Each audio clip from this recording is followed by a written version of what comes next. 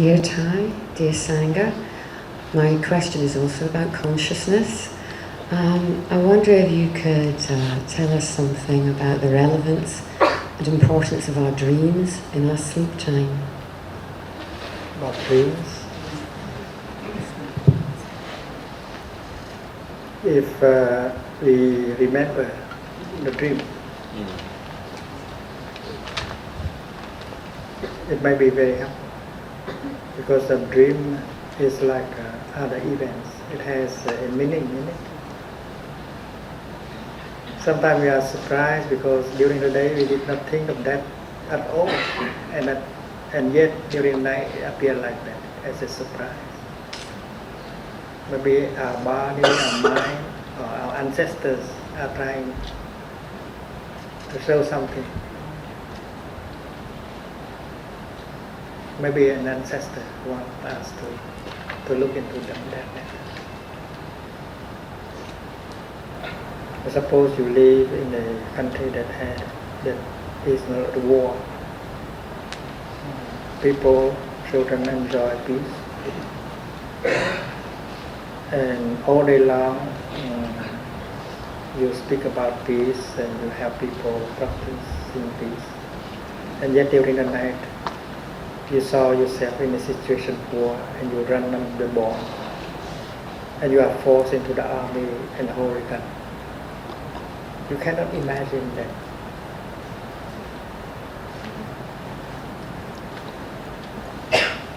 So if you remember the dream, you see that there must be a cause why the dream come to me. Maybe we enjoy the peace in our country, but we ignore what is going on outside of the country. And people continue to run under the bombs.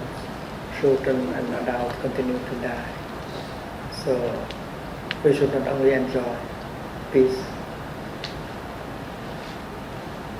but we should be doing something. We should suffer a little bit so that we have that kind of energy. We need some mud in order to grow lotus flowers.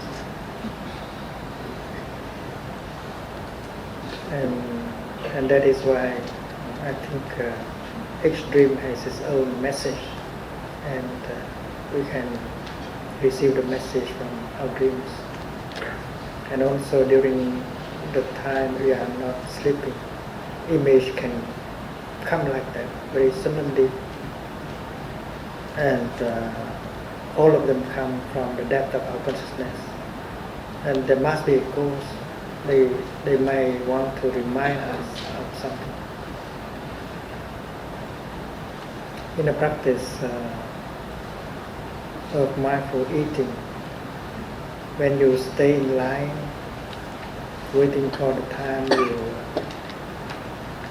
you serve the food, you practice mindful breathing, you look around, you see yourself living in a kind, beautiful environment. You have brothers and sisters in the practice that are practicing mindful breathing, mindful walking, so beautiful, and you enjoy that atmosphere and the energy of peace.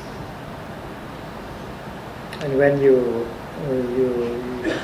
take some food and to put on your plate, you say that my plate is empty now, but in just a few minutes it will fill with good food. And at the same time you visualize children in the third world, in a world, in a country at war. There are children who is holding a broken plate like this, waiting for hours and hours and do not have anything on it. Suddenly compassion arises and there is some suffering. The happiness is that in no time at all we have good things to eat. The suffering is that there are children at this very time waiting and will have nothing to eat. So that suffering is helpful. It makes us into a good human being. So getting in touch with suffering is good. And it's why we speak about the goodness of suffering. And everything is like that.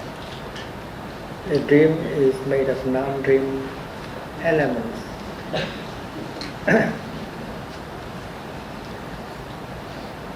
and our suffering, our happiness is the same.